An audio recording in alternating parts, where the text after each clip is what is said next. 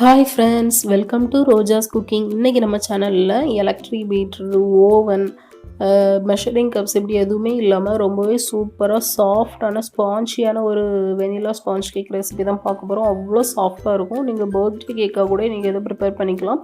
வாங்க இது எப்படி செய்கிறதுன்னு வீடியோக்குள்ளே போய் பார்க்கலாம். நான் இன்றைக்கி வந்து இதை வந்து ஒரு குக்கரில் தான் செய்ய போகிறேன். 3 லிட்டர் குக்கர், ரொம்ப சின்ன சைஸ் குக்கர் ஒன்றுல அதில் தான் செய்ய போகிறேன். இதில் தான் பேட்டர் வந்து நான் சேர்க்க போகிறேன். அதனால் வந்து உள்ளே வந்து ஃபஸ்ட் லைட்டாக எண்ணெய் அப்ளை பண்ணிக்கலாம். சேர்த்துட்டு ஒரு பட்டர் பேப்பர் அப்படி இல்லை A4 ஷீட் பேப்பர் போட்டுக்கோங்க.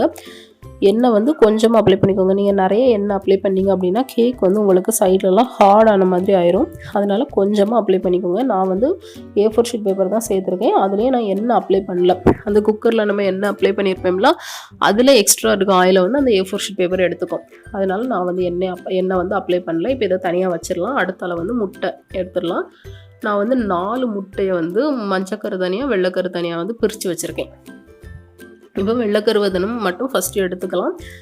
இதை வந்து நம்ம முட்டை சேர்க்குற பாத்திரத்தில் வந்து தண்ணி கொஞ்சமும் இருக்கக்கூடாது பார்த்துக்கோங்க. அதேமாதிரி விஸ்க்லேயும் தண்ணி இருக்கக்கூடாது. இப்போ இதில் ஒரு பிஞ்ச் மட்டும் உப்பு சேர்த்துக்கிறேன். சேர்த்துட்டு நல்லா பீட் பண்ணிக்கலாம். விஸ்க் இல்லைன்னா இந்த மாதிரி உட்டன் விஸ்க்கு கூட யூஸ் பண்ணிக்கலாம். நம்ம தயிர் கடையும் இல்லை, அந்த மாதிரியான விஸ்க்கு கூட யூஸ் பண்ணிக்கலாம். நீங்கள் நார்மலான விஸ்க்கை விட உட்டன் விஸ்க் வந்து உங்களுக்கு ரிசல்ட் வந்து ரொம்ப சீக்கிரமாக ஈஸியாக கிடைக்கும். அவங்கக்கிட்ட இருந்து அப்படின்னா நீங்கள் அதை வச்சு ட்ரை பண்ணி பாருங்கள். நான் அன்றைக்கி விஸ்க் வச்சு தான் பீட் பண்ண போகிறேன். இதை வந்து ஃபஸ்ட்டு நல்லா பீட் பண்ணிக்கோங்க. ஒரு நிமிஷத்துலேருந்து 1.5 நிமிஷம் கிட்ட வர நல்லா பீட் பண்ணிக்கோங்க. உங்களுக்கு வந்து அந்த முட்டை வெள்ளைக்கரு வந்து லைட்டாக நுரைச்சி வந்த மாதிரி வரும். அது வர நீங்கள் நல்லா பீட் பண்ணிக்கோங்க. அதுக்கப்புறம் நம்ம சுகர் சேர்க்கலாம். இப்போ பாருங்கள், நல்ல ஓரளவுக்கு நுரைச்சி வந்திருக்குல்ல. இப்போ நான் இதில் வந்து சுகர் சேர்த்துக்கிறேன்.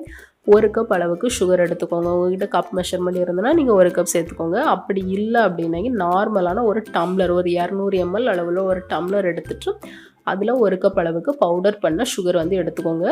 சுகர் வந்து கொஞ்சம் கொஞ்சமாக சேர்த்து நம்ம பீட் பண்ணிக்கலாம். கொஞ்சம் கொஞ்சமாக சேர்த்து பீட் பண்ணுங்கள். அப்போ தான் நம்மளுக்கு நல்லா ஒரு ஃப்ளஃபியாக கிடைக்கும்.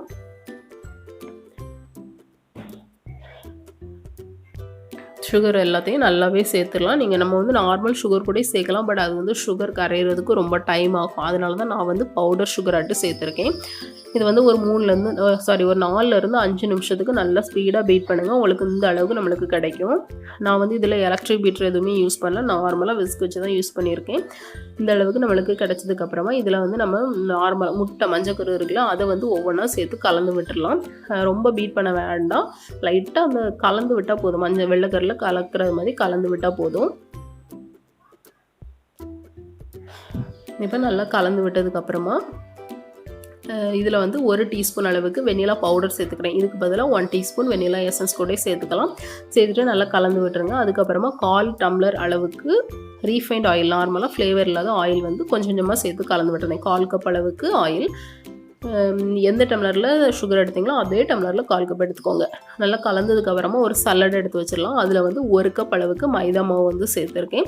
சுகர் 1 டம்ளர் எடுத்தேன்ல பவுடர் சுகர், அதே டம்ளரில் 1 கப் மைதா மாவு சேர்த்துருக்கேன். அது கூட 1 டீஸ்பூன் பேக்கிங் பவுடர், ஒரு 1/4 டீஸ்பூன் பேக்கிங் சோடா சேர்த்து நல்லா சலிச்சிடலாம்.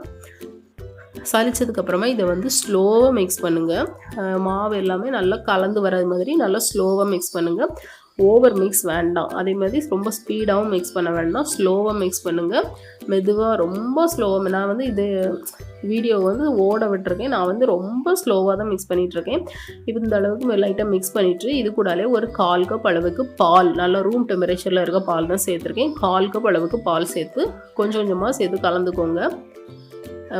எந்த மெஷர்மெண்ட் எது நீங்கள் கப்னாலும் சரி டம்ளர்னாலும் சரி, எந்த அளவு எடுக்கிறீங்களோ அதே அளவில் எல்லா பொருளையுமே நீங்கள் வந்து மெஷர் பண்ணிக்கோங்க.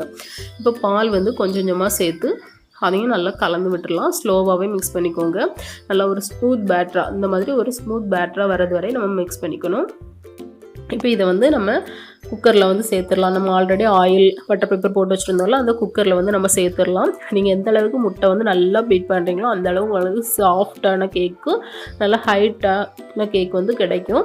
இப்போ மாவு வந்து நம்ம குக்கரில் சேர்த்ததுக்கப்புறமா நல்லா டேப் பண்ணிக்கோங்க. ஏர் பபிள்ஸ் எதுவுமே உள்ளே இருந்துன்னா உங்களுக்கு கேக்கு ஹார்ட் ஆயிரும். அதனால் நல்லா டேப் பண்ணிக்கோங்க.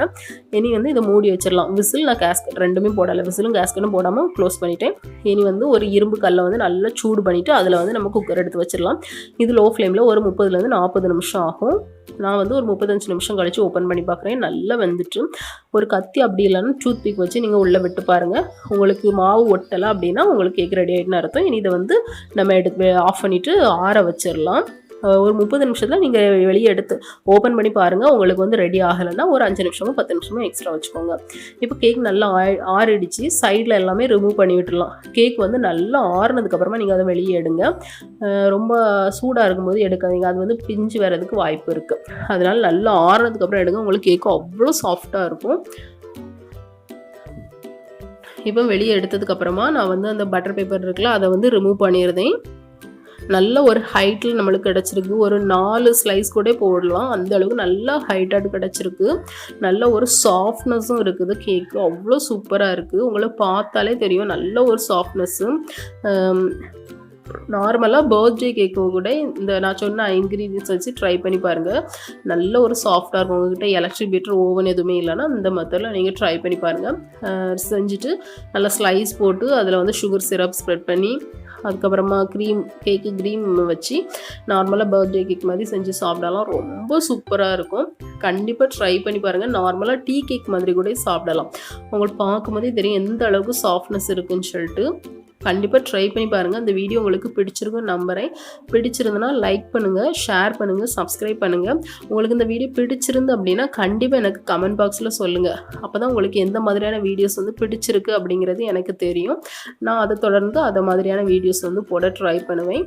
அவ்வளோதான் ஃப்ரெண்ட்ஸ்.